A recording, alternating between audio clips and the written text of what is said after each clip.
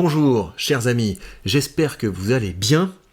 Il y a eu du changement, il y a eu pas mal de changements, pas mal de bouleversements. Je vais vous montrer tout ça. D'abord, on prend le temps d'admirer ce plus haut historique de mon portefeuille. Comme ça, vous avez le suivi. On sait qu'on aura un jour atteint les 17 650 € de plus-value. Donc ça, c'est seulement de l'appréciation du capital. Donc c'est quand même très cool. L'investissement sur le long terme, c'est censé porter ses fruits. Et si ça se recasse la figure, eh bien, je serai content parce que ça me permettra de renforcer mes positions pour repartir vers de nouveau plus haut.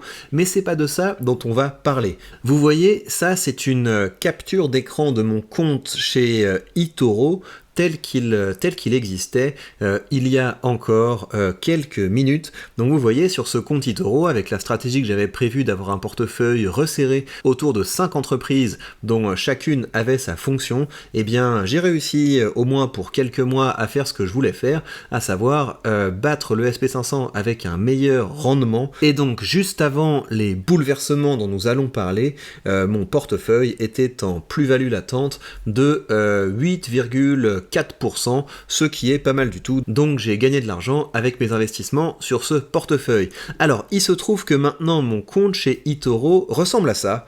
Vous voyez que je suis à 0 €, mais que s'est-il passé sur ce compte eToro? Eh bien, la réponse est simple, j'ai tout vendu. J'ai tout vendu pour pouvoir redéployer l'argent ailleurs et je vais vous expliquer pourquoi je fais ça et ce que je compte bien en faire. Alors, avant ça, je partage mon expérience avec le courtier eToro. On m'avait dit beaucoup de mal du courtier eToro, donc moi je pense que j'ai un point de vue qui est différent de ça. Je l'ai trouvé bien, voilà, j'ai trouvé ça assez marrant. Enfin, parmi les néo-courtiers, vous voyez, c'est joli, vous voyez, c'est un peu comme Trade Republic ou Trading 212, c'est sympa.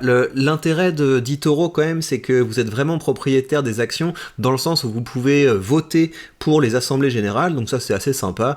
Vous avez l'impression d'être totalement investi là-dedans. J'ai beaucoup aimé aussi la dimension réseaux sociaux, le fait que vous pouvez faire des publications, le fait que vous pouvez être suivi par des gens, le fait que vous pouvez être copié par des gens, je trouve ça vraiment sympa. Donc je pourrais revenir sur eToro, il n'y a pas de problème.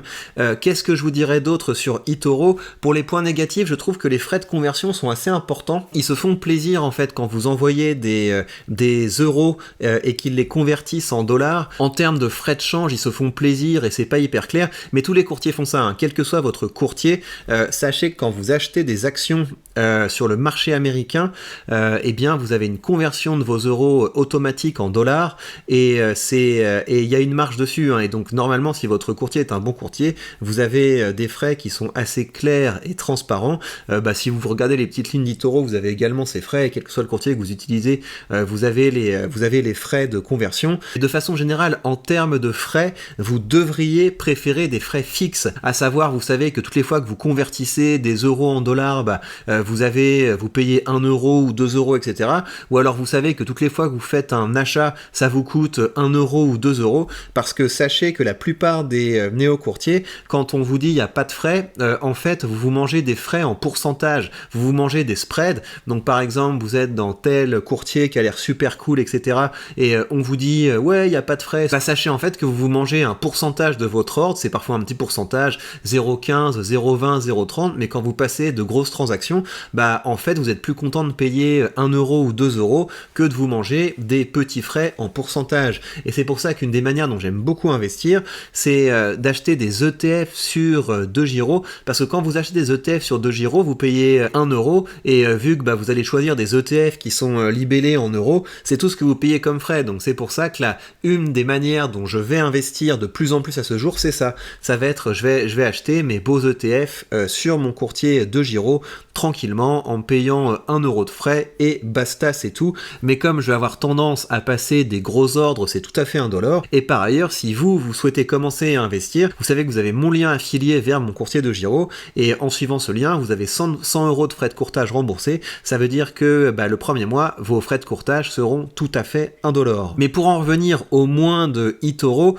je dirais que ce qui est pas indispensable et ce que je trouve qui est pas très sympa, c'est que quand vous faites des retraits, ils vous facturent 5 €. Alors là, vu que j'ai retiré un gros paquet d'argent d'un coup, c'est pas, ça m'embête pas de payer 5 balles sur 7500 $, mais voilà, sachez en tout cas que ça c'est quand même quelque chose qui est assez désagréable, parce que imaginez que votre plan ce soit de vivre de vos dividendes, bah voilà, si vous faites un retrait par mois, c'est quand même désagréable de perdre 5 balles par mois, donc vous allez privilégier un retrait tous les 6 mois ou un retrait tous les ans, donc je sais pas si ces retraits de 5 balles à chaque fois, c'est compatible avec une stratégie à dividende au moment où on veut retirer l'argent. Ça c'est un problème que j'ai pas chez DeGiro et je trouve ça assez cool. Par contre, ce que j'ai trouvé vraiment bien chez eToro, c'est que ça a été hyper simple. Ça a été hyper simple de clôturer les positions que j'avais et ça a été hyper simple de rapatrier l'argent sur mon compte en passant par eToro Money. Ça a été instantané de transférer mon argent vers le compte eToro Money et l'argent est arrivé instantanément sur mon compte en banque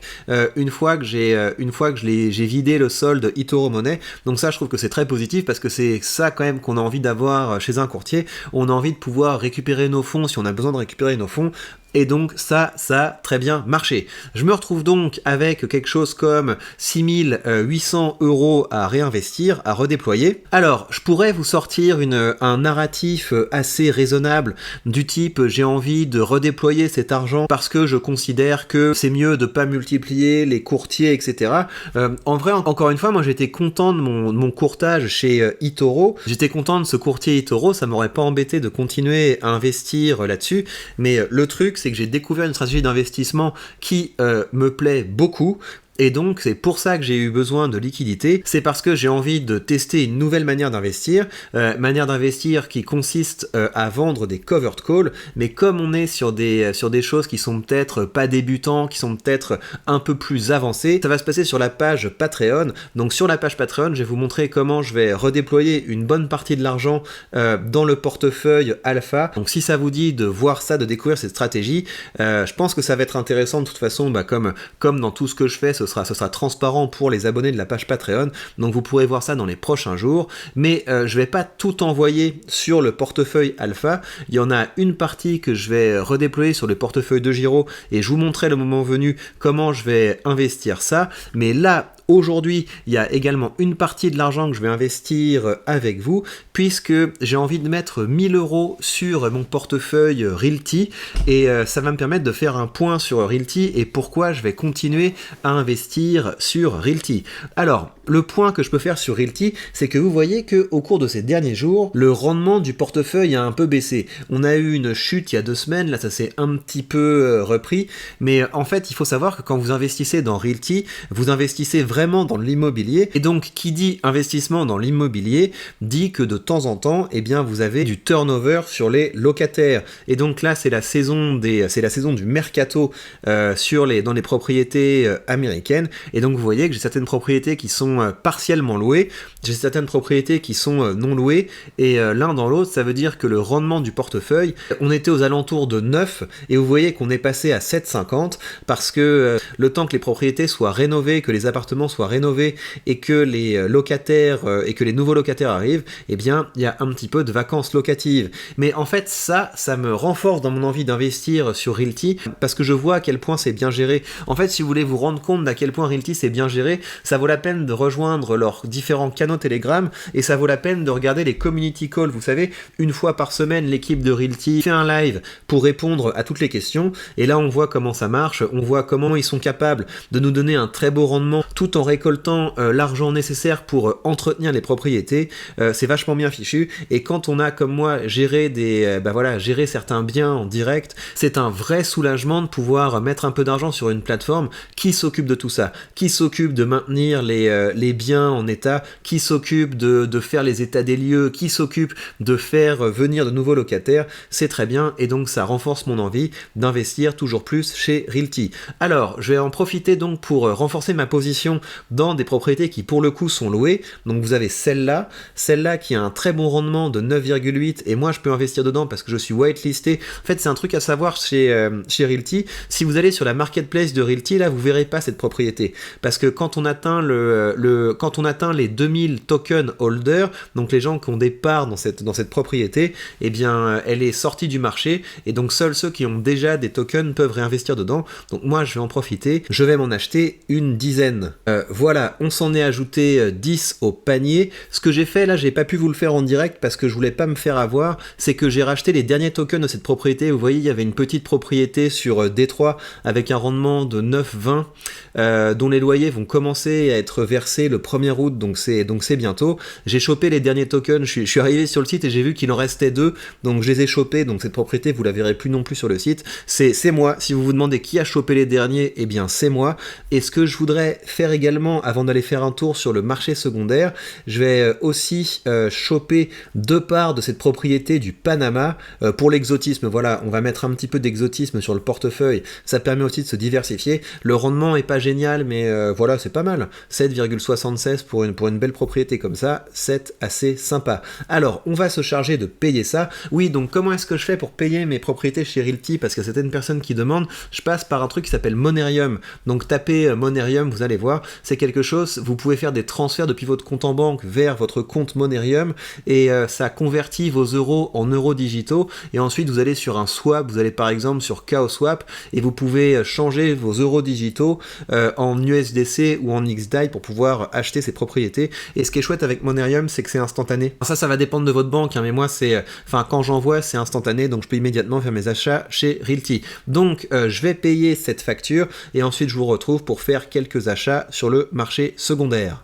Bien, comme vous le voyez, mes loyers hebdomadaires ont bien remonté, en tout cas les loyers hebdomadaires prévus, on est passé à près de 11 $ par semaine. Pourquoi? Eh bien parce que j'ai fait quelques emplettes sur le marché secondaire, et en fait j'aime bien faire des emplettes sur le marché secondaire, c'est que, enfin c'est pas mal hein, la manière dont ça fonctionne quand on achète des propriétés sur la marketplace Realty, on doit signer le contrat, ensuite les tokens sont envoyés, etc. Ça peut prendre quelques heures, mais sur le marché secondaire, Bing, c'est directement ajouté à notre portefeuille et on peut immédiatement bénéficier des loyers. Alors après, évidemment, ce que vous devez savoir, c'est que si vous voulez pouvoir acheter sur le marché secondaire, vous devez être whitelisté pour les propriétés et le meilleur moyen de le faire, c'est d'en acheter autant que possible quand elles arrivent sur la marketplace, parce qu'une fois que vous les avez achetées, ensuite vous pouvez les racheter sur le marché secondaire. Et donc il y a plein de propriétés, je serais très heureux une fois qu'elles seront plus disponibles sur la marketplace de pouvoir les racheter sur le marché secondaire. En tout cas, qu'est-ce que j'ai acheté? J'ai renforcé ma position dans celle-là, vous voyez, celle qui s'appelle French, donc ça c'est une holding, ça veut dire que avec un token, vous êtes exposé à plusieurs propriétés, donc ça permet de diversifier. Vous en avez 11, avec un token, vous êtes exposé à 11 propriétés, donc ça veut dire que quand il y aura du roulement, vous savez que vous aurez toujours quelques propriétés qui continueront de vous verser. L'autre propriété dans laquelle j'ai investi, elle s'appelle Harper. Voilà, c'est ça, j'ai également acheté des tokens de cette propriété et le tout m'a permis d'augmenter mon rendement et d'augmenter les loyers que je vais percevoir à la fin de cette semaine. Il va y avoir également toutes les propriétés que j'ai achetées sur la marketplace principale, mais ça, je vous montrerai l'impact que ça a eu sur le portefeuille dans une prochaine vidéo où je vous montrerai également ce que je ferai d'une autre partie de l'argent que j'ai récupéré en soldant mon portefeuille sur eToro. Vous verrez ça, tout ça. Et voilà, je pense que dans les prochaines semaines, dans les prochains mois, quand les propriétés vont commencer à être relouées, et vous verrez ce rendement et ce revenu qui vont bien augmenter. Je vous tiens au courant de tout ça. Et en attendant, là je crois pas qu'il y ait beaucoup de choses à acheter sur la marketplace de Realty, mais sachez que si vous voulez commencer à investir avec Realty, vous avez sous cette vidéo mon lien affilié comme d'habitude. Il ne vous coûte rien et il permet de soutenir cette chaîne. Et bien voilà, chers amis, je vous dis à très vite pour la suite de cette aventure, ou à tout de suite sur la page Patreon où je vous attends avec un tout nouvel épisode où je vous montre comment je mets en pratique une nouvelle stratégie dont l'objectif est d'augmenter considérablement le rendement de mon portefeuille. Vous avez tout ça sur la page Patreon. Prenez bien soin de vous et à très vite pour de prochaines news.